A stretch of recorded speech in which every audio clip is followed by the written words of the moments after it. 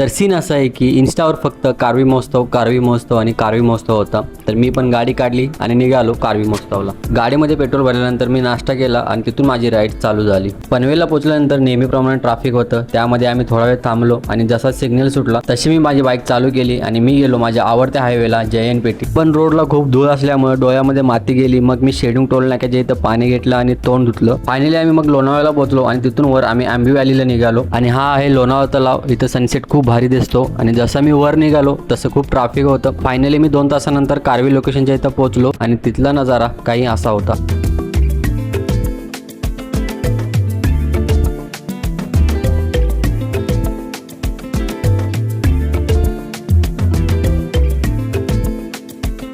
कारवीचे video आणि photo काढून झाल्यानंतर तिथून आम्ही गेलो टायगर पॉईंटला. मग आम्ही सनसेट बघण्यासाठी लोणावळा तलावावर आलो आणि तिथे सनसेट खूप भारी दिसत होता. मग तिथेच आम्ही मॅगी खाली आणि तिथून परत आम्ही मुंबई